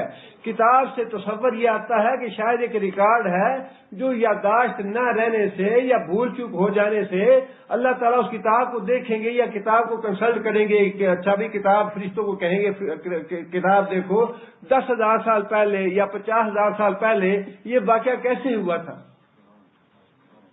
اس لیے بعض علماء نے اس تصور کو بھی ختم کیا ہے، اور یہ تصور بھی درست نہیں ہے کہ اللہ تعالیٰ نے لوح محفوظ یا کتاب مبین جو ہے وہ اپنے ریکارڈ کو درست کرنے کے لیے یا اپنی یادداشت بھول جانے کے موقع پہ اسے کنسلٹ کرنے کے لیے یہ کتاب محفوظ کر لی ہے۔ یہ تصور غلط ہے۔ بعض علماء نے اس کی تفسیر ہی یہ لکھی ہے، کتاب مبین کا مطلب اللہ کا علم ہے۔ کتاب مبین کا مطلب یا لوح محفوظ کا مطلب اللہ کا علم ہے کہ یہ اللہ کے علم میں موجود ہے۔ جتنے انسان پیدا ہوئے، جتنے جنات پیدا ہوئے، جتنے فرشتے پیدا ہوئے اور ان سب کے جتنے بھی معاملات تھے، جتنے درخت پیدا کیے، جتنی بارش ہوئی اللہ تعالیٰ کی طرف سے، اور جتنے سمندر پیدا کیے، جتنے پہاڑ پیدا کیے، جتنے ریت کے ذرات پیدا کیے، جتنے مٹی کے ذرات پیدا کیے، وہ سارے کے سارے پہلے دن سے لے کر آخر دن تک خود اللہ تعالیٰ کے ذاتی حافظے میں موجود ہے۔ کتاب مبین سے یہ نہ مطلب لیا جائے کہ شاید اللہ تعالیٰ نے اس کتاب کو کنسلٹ کر کے فیصلے کرنے ہیں قیامت کے دن۔ کتاب مبین سے مراد ہی اللہ کا علم ہے کہ یہ ساری چیزیں اللہ کے علم میں موجود ہیں، اور اللہ تعالیٰ لا یضل ربی ولا ینسا، 1000 سال نہیں، لاکھ سال نہیں، کروڑ سال پہلے کے واقعات بھی جو ہیں اللہ کے ذہن میں اسی طرح محفوظ ہیں جس طرح آج کے واقعات ہیں۔ اللہ کے لیے ماضی نہیں ہے، اللہ کے لیے مستقبل نہیں ہے، اللہ کے لیے سارا کچھ حال ہی حال ہے۔ اللہ مستقبل کو بھی ویسا جانتے ہیں جیسا آج کو جانتے ہیں، اور ماضی کو بھی ویسا جانتے ہیں جیسا آج کو جانتے ہیں، اور ہر انسان کے، ہر پرندے کے، ہر چرندے کے، ہر درندے کے، ہر ولی کے، ہر فرشتے کے، ہر جن کے سارے حالات اللہ تعالیٰ کے ذاتی علم میں اور ذاتی حافظے میں موجود ہیں۔ یہ توحید کی وہ عقیدہ ہے جو اللہ صاف کرنا چاہتے ہیں کہ میرے مقابلے میں تم جنہیں میرا شریک بناتے ہو ان میں سے کوئی ایک ایسا لاؤ جس میں کوئی ایک صرف کا 1000واں نہیں کروڑواں حصہ پایا جاتا۔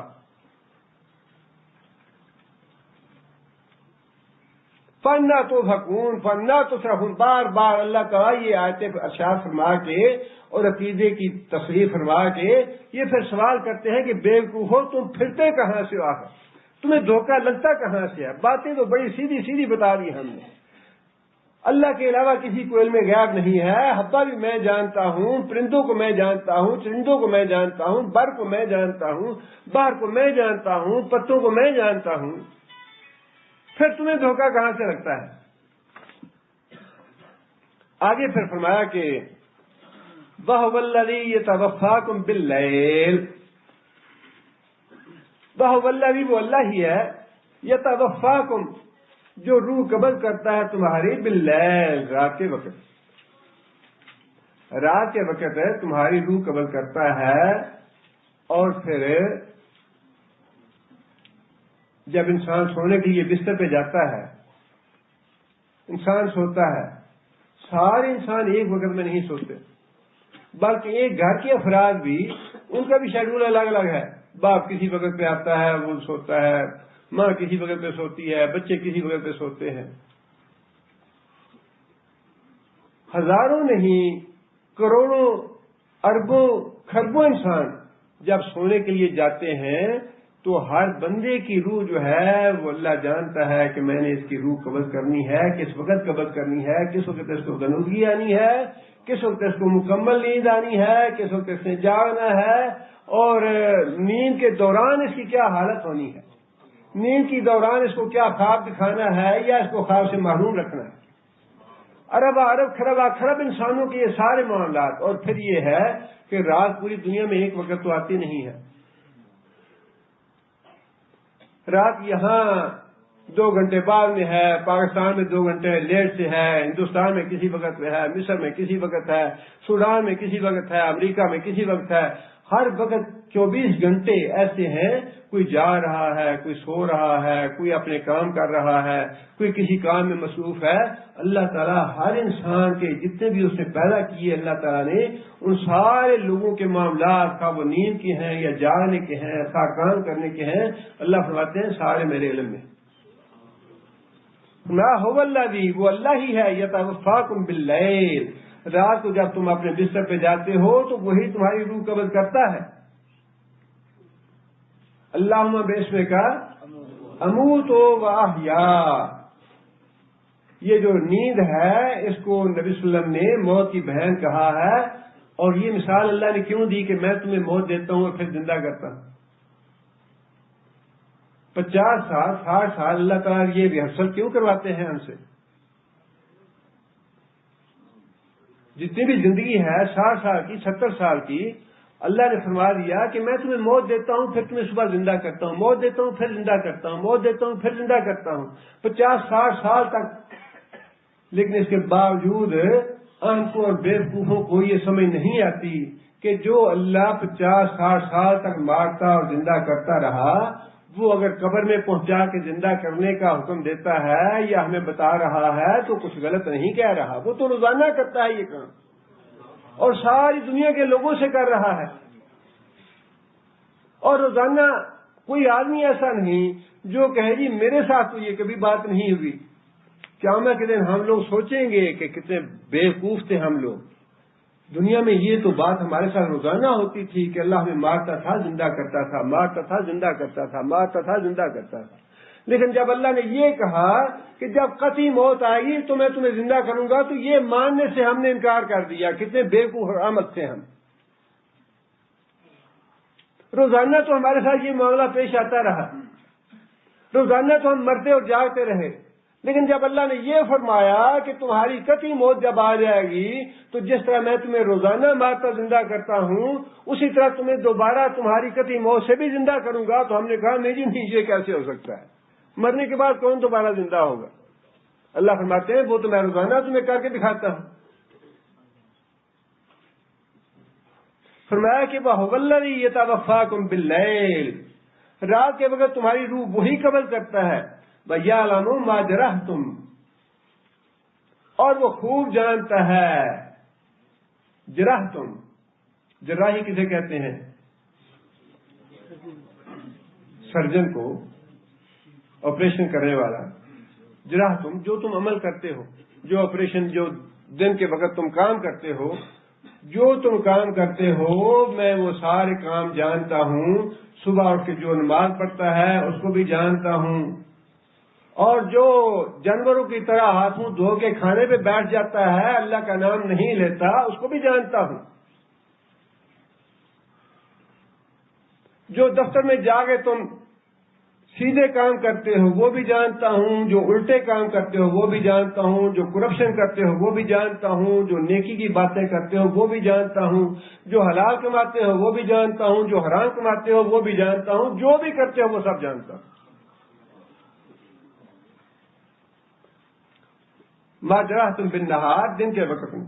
ثم یبعثکم فیہ، ثم یبعثکم فیہ.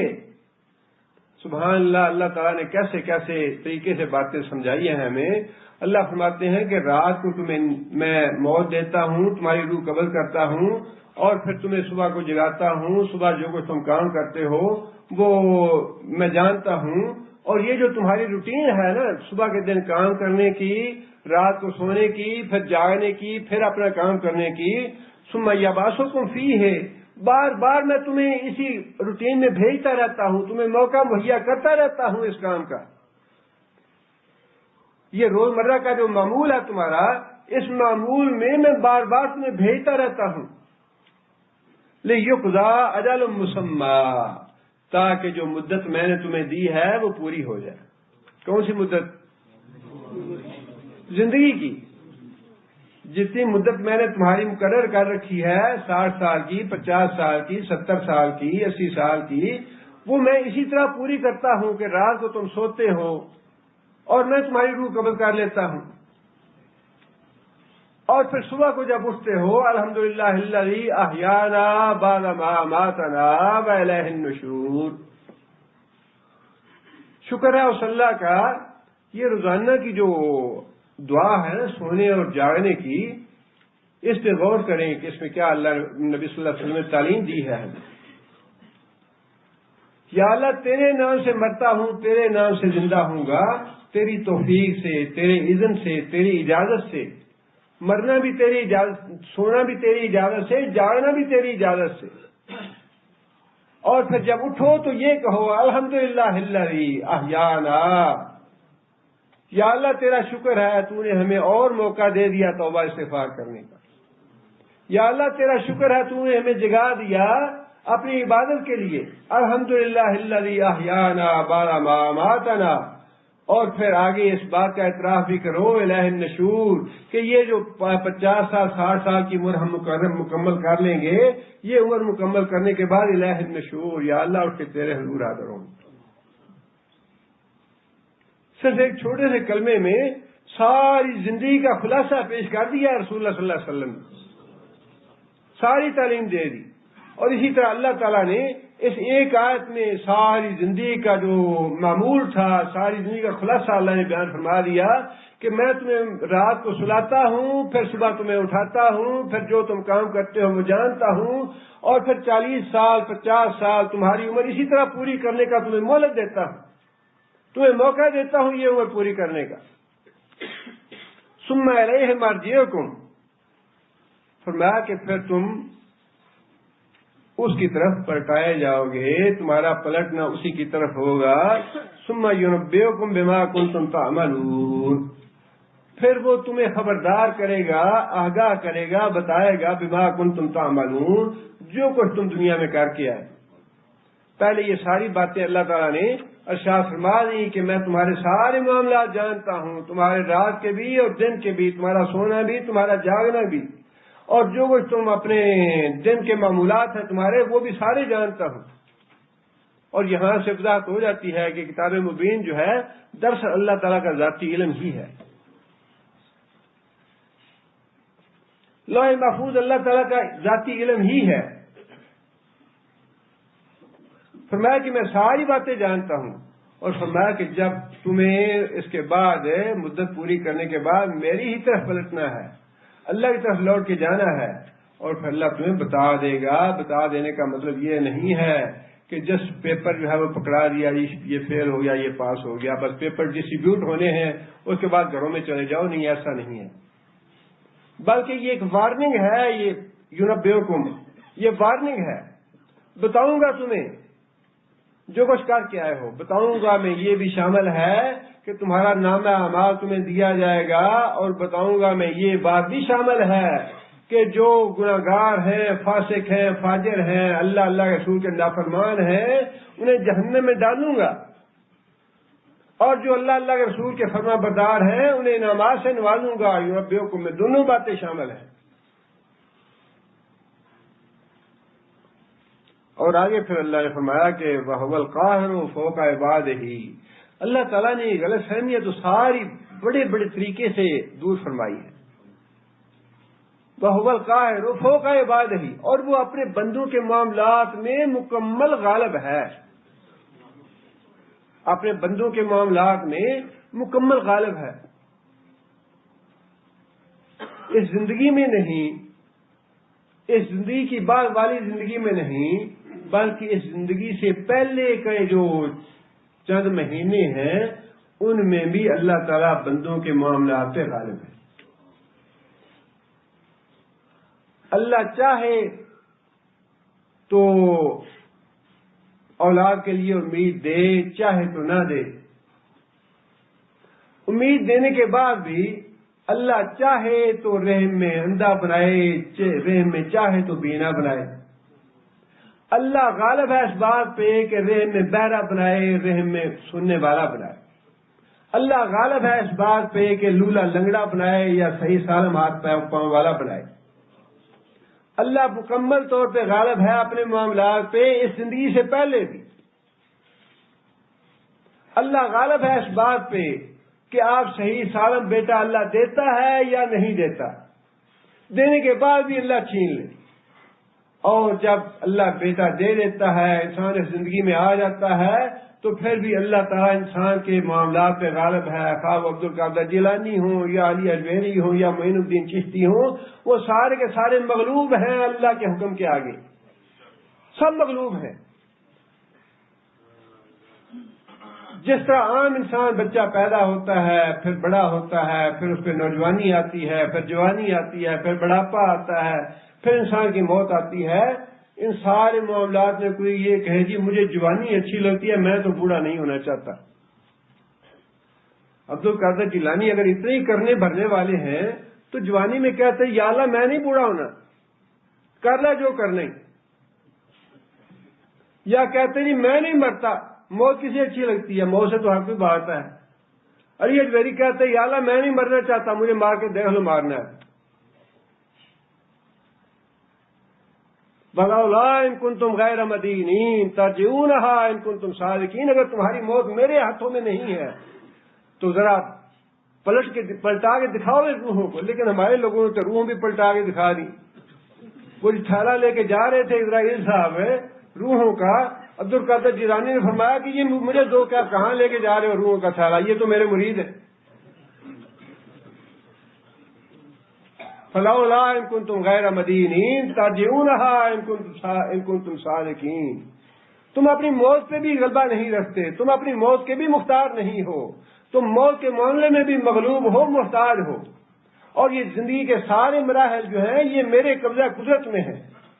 جسے میں چاہوں بچپن میں واپس لے لوں، جسے چاہوں نوجوانی میں واپس لے لوں، جسے چاہوں اسے کو جوانی میں واپس لے لوں، جس کو چاہوں بڑھاپے میں واپس لے لوں. کوئی یہ نہیں کہہ سکتا کہ یا اللہ نہیں ابھی تو ہم زندہ رہنا چاہتے ہیں. بے شمار لوگ ہیں. ایک پریزیڈنٹ تھا بیوقوف امریکہ کا، وہ کہا کرتا تھا جی مجھے تو اگر 1000 سال کی زندگی ملے تو میں 1000 سال جینا چاہتا ہوں اس دنیا میں. اور نہرو بھی کہتا تھا جی میں ابھی نہیں مروں گا، میری صحت بڑی اچھی ہے، 1 ہفتے کے بعد موت آ گئی. صرف 1 ہفتے کے بعد موت آ گئی. اور کیا یہ رہا تھا جی میری صحت بڑی اچھی ہے ابھی نہیں مروں گا میں. فرمایا کہ غلبہ جو ہے اللہ تعالیٰ کو سب پہ حاصل ہے. اللہ تعالیٰ کا باغی بن کے کوئی نہیں رہ سکتا اس دنیا میں. اللہ تعالیٰ نے تھوڑی سی جو ہمیں اختیار دیا ہے نا، اس میں اگر کوئی باغی بن جاتا ہے یا کوئی سرکش یا نافرمان بن جاتا ہے تو بہت بڑی حماقت ہے، بہت بڑی بیوقوفی ہے. اس میں بھی انسان نہیں انسان یہ کہے جی اچھا ٹھیک ہے، نہیں حلال کا خیال، نہیں حرام کا خیال، نہیں کرپشن کا، نہیں رشوت کا، نہیں سود کا، نہیں کسی چیز کا خیال، لیکن انسان ایک ٹارگٹ بناتا ہے جی میں نے اتنی دولت اکٹھی کرنی ہے، کبھی نہیں کر سکتا، کیوں انسان کی خواہش ہے کہ اتنی دولت ہونی چاہیے میرے پاس، وہ کبھی نہیں ہو سکتی۔ بڑے سے بڑا پریزیڈنٹ، بڑے سے بڑا جو مقتدر ہے یا جو بھی ہے، وہ اگر اپنی جو خواہش ہے، تمنا ہے، پوری کرنا چاہے تو پوری نہیں کر سکتا۔ وما تشاءون الا ان یشاء اللہ، ہوتا وہی ہے جو اللہ چاہتا ہے، جتنی روزی اللہ نے لکھی ہے اتنی ہی دینی ہے، ہاں کتنے ہی آرام کے لیے انسان رات کو مارتا رہے، جو رزق اللہ نے لکھا ہے اس سے زیادہ نہیں ملنا۔ فرمایا کہ اور پھر بعد کے معاملات تو ویسے ہی انسان جس طرح جکڑ لیا جاتا ہے، قیدی بنا لیا جاتا ہے، زنجیریں پہنا دی جاتی ہیں۔ بعد کے جو موت کے زندگی کے بعد کے معاملات ہیں اس میں تو انسان کو پل مارنے کی اجازت نہیں ہوگی۔ یہ جو باتیں ہیں جی سفارش کر لیں گے، جی بیت ہمارے ہاتھ میں ہاتھ دے دیں تو بشوا لیں گے، جنت میں لے جائیں گے، یہ باتیں تو ساری باطل اور کذب اور جھوٹ ہے۔ اللہ کے مقابلے میں کسی کو دم مارنے کی اجازت نہیں ہوگی۔ اللہ کے رسول جو ہیں وہ اپنی مرضی سے اللہ سے بات نہیں کر سکیں گے قیامت کے دن۔ بَهُوَ الْقَاهِرُ فَوْقَ عِبَادِهِ، اللہ تعالیٰ کو اپنے بندوں پہ پوری طرح غلبہ حاصل ہے۔ وَيُرْسِلُ عَلَيْكُمْ حَافِظَةً، اور وہ تمہارے اوپر محافظ بھیجتا ہے۔ حَافِظَةً واحد ہے حافظ کا، حافظ کا معنی نگران بھی ہے اور حفاظت کرنے والا، دونوں معنی ہیں اس کے۔ نگران کے اعتبار سے کرامن کاتبین ہے مراد، اور حافظ کے اعتبار سے فرمایا کہ ہر انسان کے ساتھ محافظ فرشتے ہیں جو مصائب و آلام سے، حادثات سے اور تکلیفوں سے، برائیوں سے اس کو بچاتے رہتے ہیں۔ آگے بھی دو فرشتے ہیں، پیچھے بھی دو فرشتے ہیں، اور دو فرشتے انسان کے کندھوں پہ کرامن کاتبین بیٹھے ہوئے ہیں۔ فرمایا کہ وہ اللہ ہی ہے جو تمہاری حفاظت کرتا رہتا ہے جب تک تمہاری کوئی نقصان پہنچانا مطلوب نہیں، خواہ کافر ہے یا مسلمان ہے، نیک ہے برا ہے، وہ محافظ اس کی نگرانی کرتے رہتے ہیں، اس کی حفاظت کرتے رہتے ہیں۔ حتی اذا جاء احدکم الموت توفتہ رسلنا وہم لا یفرطون، پھر جب موت کا وقت آتا ہے، حتی اذا جاء احدکم الموت، حتیٰ کہ جب تم میں سے کسی ایک کی موت آتی ہے، توفتہ رسلنا، تو وہی بھیجے ہوئے ہمارے فرشتے جو ہیں وہ تمہاری روح قبض کر لیتے ہیں۔ وہم لا یفرطون، اور وہ کوئی کمی کوتاہی نہیں کرتے، ان سے کوئی لغزش نہیں ہوتی کہ میں نے حکم دیا عبد الرحمان کی روح قبض کر کے لے آؤ، اور وہ تو مصر کے عبد الرحمان کی قبض کر کے لے آیا، جانا تو پاکستان کے عبد الرحمان کے پاس تھا، غلطی ہو گئی جی ہم دوبارہ جاتے ہیں۔ فرمایا نہیں، ہزاروں نہیں، لاکھوں عبد الرحمان کیوں نہ ہوں، خواہ وہ مصر میں ہوں یا امریکہ میں ہوں، سعودی عرب میں ہوں یا پاکستان میں ہوں، جس عبد الرحمان کو اللہ قبض روح قبض کرنا چاہتے ہیں، لا یفرطون، اس میں کوئی کمی کوتاہی یا لغزش نہیں ہوگی۔ اور جو وقت لکھا ہے اسی وقت پہ روح قبض ہوگی، اس سے ایک لمحہ بھی جا اجل لا یؤخر، جب اللہ تعالیٰ کی طرف سے وقت آ جاتا ہے تو وہ پھر آگے پیچھے نہیں ہوتا۔ جو لمحہ، جو سیکنڈ، جو منٹ لکھا ہے اسی سیکنڈ پہ ان فرشتوں نے روح قبض کر لینی ہے، آگے پیچھے نہیں ہونے دینا۔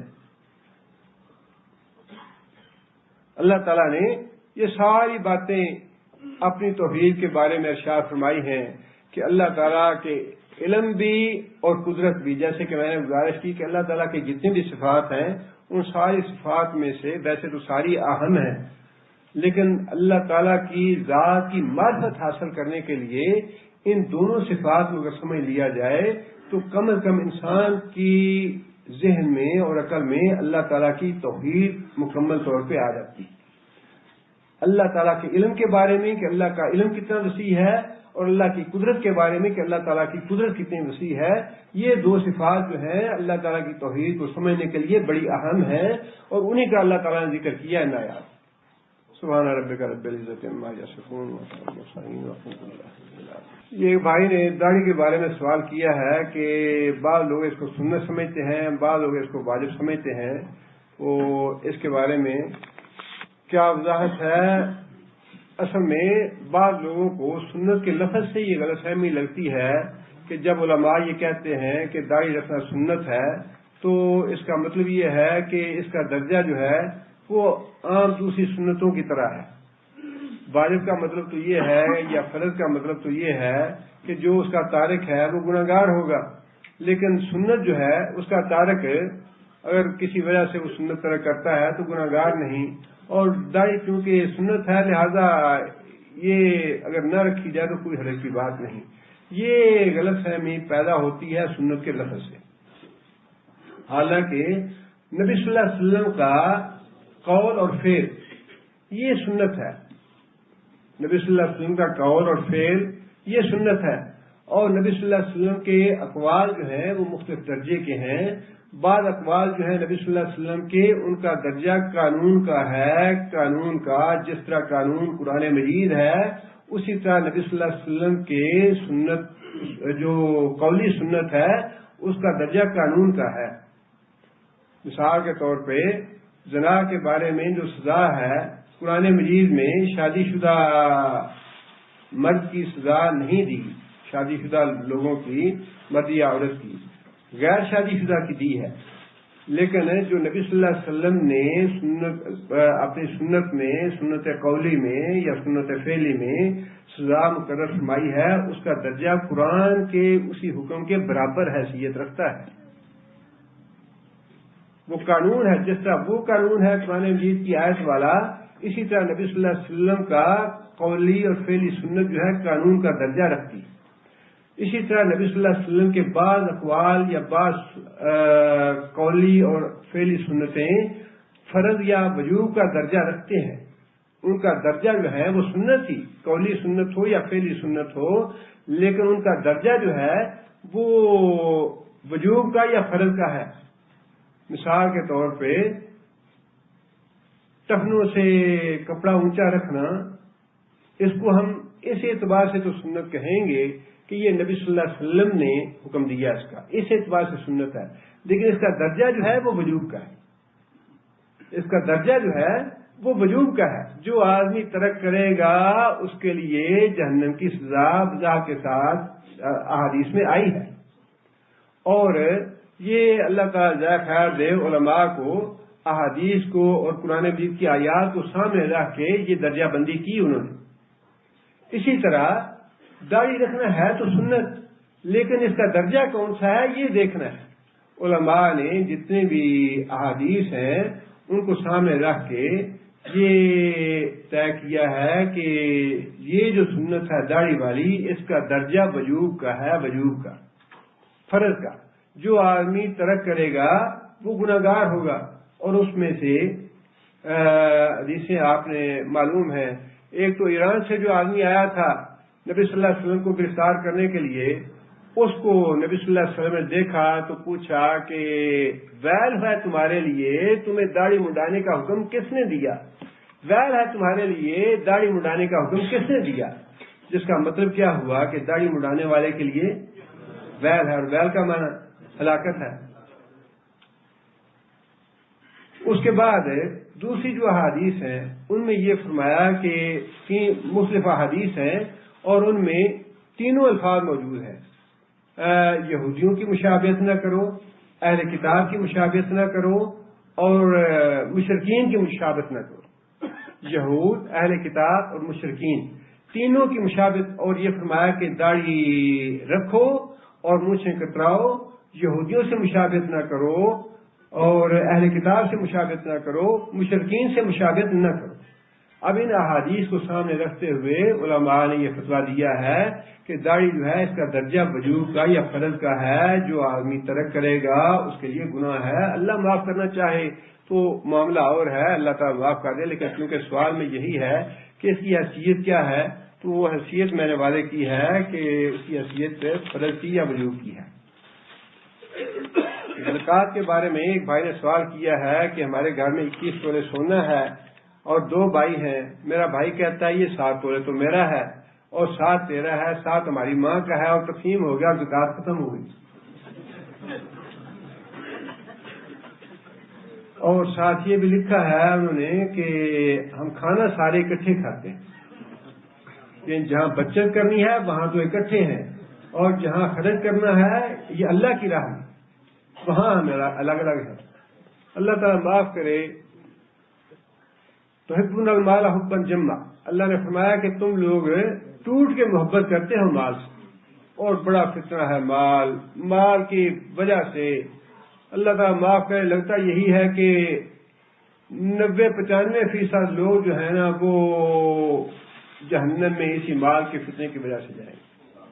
بہت بڑا فتنہ ہے، حالانکہ اللہ کے رسول نے قسم کھا کے یہ بات کہی کہ میں قسم کھا کے یہ کہتا ہوں کہ صدقہ کرنے سے مال میں کمی نہیں ہوتی، میں قسم کھا کے کہتا ہوں، حالانکہ قسم نہ بھی کھائیں تو بات سچی ہے اللہ کے رسول، لیکن اس کے باوجود ہم جیسے عام اور بیوقوفوں کے لیے تاکید فرمائی اللہ کے رسول نے کہ شاید ان کی عقل میں کوئی بات آ جائے کہ میں قسم کھاتا ہوں کہ زکوٰۃ دینے سے اور صدقہ کرنے سے مال میں کمی واقع نہیں ہوتی، لیکن وہ جو گننے والی بات ہے کہ 500 کم ہو گیا، 1000 کم ہو گیا، 2000 کم ہو گیا، یہاں تو نوٹ لگتے ہیں، قیامت کو وہ آگ کا انگارہ بن کے آئیں گے، ہمارے پاس آئیں گے، وہ جائیں گے نہیں، وہ جو 500 بچا لیا، 1000 ریال بچا لیا، 500 کا نوٹ جو آج بڑا خوبصورت لگتا ہے اور بار بار گنتے ہیں اسے، بار بار سوٹ کیس میں وہ بریف کیس میں رکھے ہوئے نوٹ جو ہیں بار بار نکال لے کے گننے میں بڑا مزہ آتا ہے، یہاں وہ بڑے اچھے لگتے ہیں، لیکن قیامت کے دن وہی 500 کا نوٹ آگ کا انگارہ بن کے آئے گا ان ہاتھوں میں۔ نبی صلی اللہ علیہ وسلم نے فرمایا کہ قیامت کے قریب جب فتنے پھیل جائیں گے تو انسان دیکھے گا سونا پڑا ہے اور دولت پڑی ہے، کوئی لینے والا نہیں، تو انسان افسوس کرے گا کہ ہائے افسوس کہ میں نے سونے کی وجہ سے قتل کیے، میں نے سونے کی وجہ سے چوری اور ڈاکے کیے، میں نے یہ جرم کیا وہ جرم کیا۔